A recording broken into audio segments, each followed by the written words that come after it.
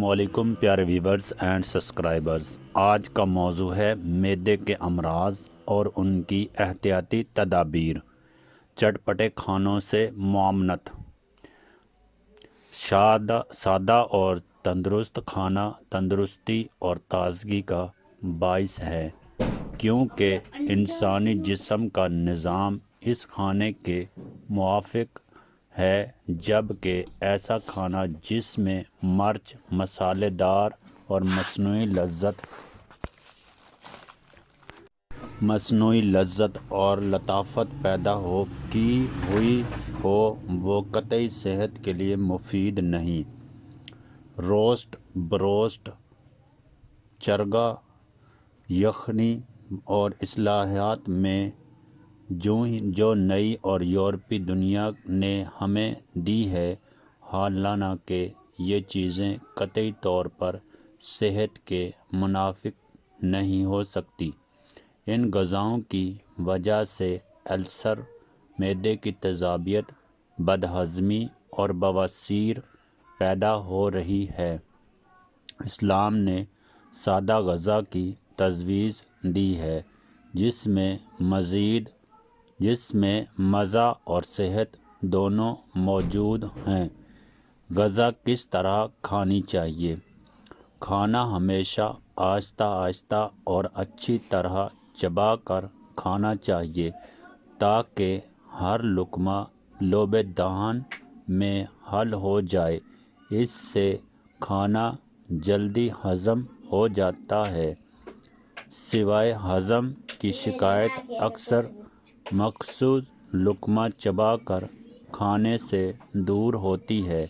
انگریزی میں ایک مقولہ ہے کہ کھانے کو بیج اور پانی کو کھائیں، یعنی کھانے کو اتنا چبائیں کہ وہ پانی کی طرح رقیق یعنی پتلا ہو جائے، اور پانی کو ٹھہر ٹھہر کر اس طرح پئیں جیسے کھانا کھایا جاتا ہے۔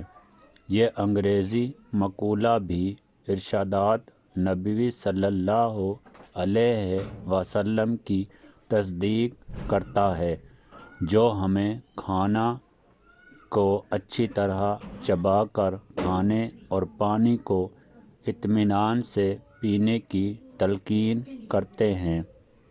خلا کی اہمیت اور افادیت۔ کھانا کھانے کے بعد خلال کی ترغیب کتب حدیث میں بکثرت ملتی ہے۔ آج کے ماڈرن معاشرے میں ہوٹل ہو یا گھر، تمام جگہوں میں کھانے کے بعد لکڑی کے خلال پیش کیے جاتے ہیں۔ کھانے کے بعد غذا اجزاء دانت اور مسوڑھوں کے درمیان پھنس جاتے ہیں۔ اگر ان کو خلال کے ذریعے نہ نکالا جائے تو وہ غذائی ذرے مدفن ہو جاتے ہیں اور ایک خاص پلازمہ بن جاتا ہے، جو مسوڑھوں کو پہلے متحرک اور پھر دانتوں اور مسوڑھوں کے تعلق کو ختم کرتا ہے، اور دانت آہستہ آہستہ مسوڑھوں سے جدا ہوتے جاتے ہیں، حتیٰ کہ گر جاتے ہیں۔ اگر ان غذائی ذرات کو خلال کے ذریعے دانتوں سے نہ نکالا جائے تو ماس خوری کا سخت خطرہ ہوتا ہے، بلکہ ماس خوری ہوتا ہی اسی بے احتیاطی سے ہے، اور پھر جب مسوڑھوں میں اس بے احتیاطی سے پیپ پڑ جائے تو یہ پیپ لوب کے ذریعے معدے میں چلی جاتی ہے اور معدے کے مہلک امراض پیدا ہو جاتے ہیں۔ خلال کی احتیاطیں۔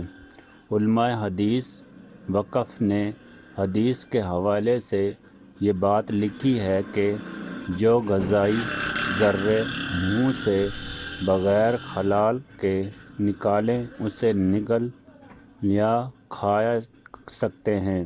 اور جو غذائی ذرہ خلال کے ذریعے نکلے اسے پھینک دیں۔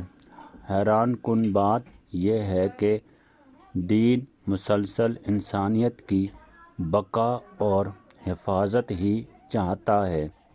واقعی دینی زندگی سے دور ہونے کی وجہ سے آج دنیا کے تمام علوم ہمارے پاس ہیں، لیکن دینی زندگی اور دینی علم سے ہم خالی ہیں، اور جب کسی فرد کے سامنے ایسی دینی زندگی پیش کی جاتی ہے تو حیران ہوتے ہیں کہ کیا ہمارا دین اتنا وسیع ہے۔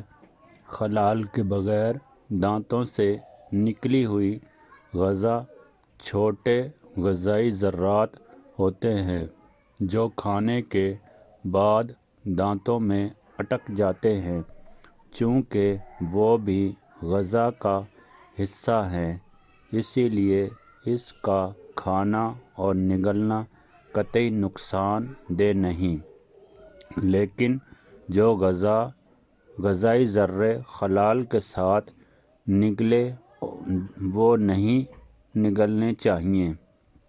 اس کی احتیاط یہ ہے کہ بعض اوقات مسوڑھوں اور دانتوں کے خلالوں میں پیپ یا جراثیم ہوتی ہے۔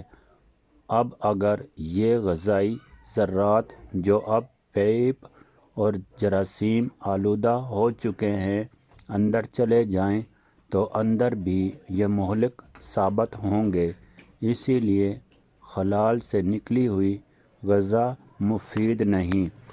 چینل کو سبسکرائب، لائک، شیئر، کمنٹس ضرور کریں، مگر تہذیب کے ساتھ۔ اوکے، خدا حافظ۔